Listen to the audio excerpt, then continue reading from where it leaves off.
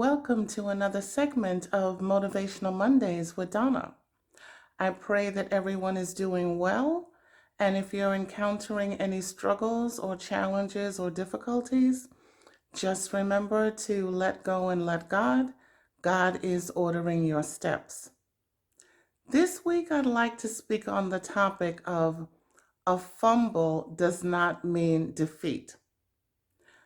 Now, football is a huge sport here.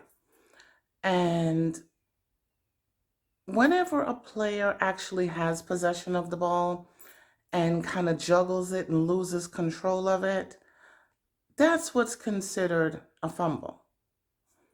Now, in life, that also happens to us as well. We make mistakes and we wind up fumbling along our journey in life. But that does not mean that our life is going to be a defeat. God is always there to scoop us up and stand us back up straight and take us forward.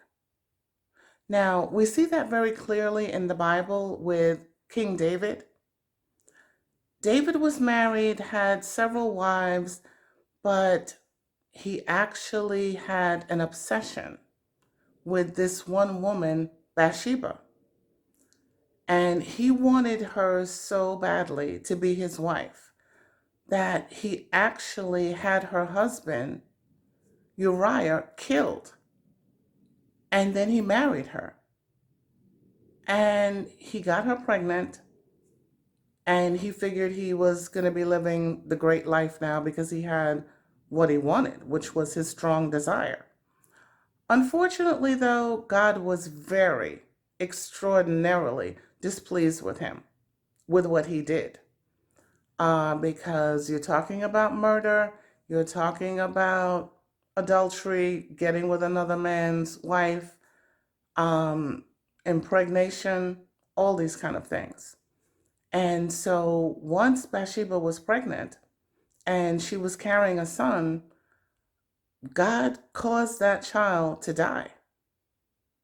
And he said to David, "You went against me and you did some things that you should not have done." And David realized the fumble that he did and the errors of his ways, and he repented, came to God right away and apologized for what he did, and went into mourning for what he did. And after a period of time, God actually has so much mercy on all of us and had mercy on David and forgave him for what he did. And Bathsheba got pregnant again. And this time she gave birth to Solomon, which we all know was the wisest man on earth, and that the book of Proverbs is all about. And that is the book of wisdom about Solomon.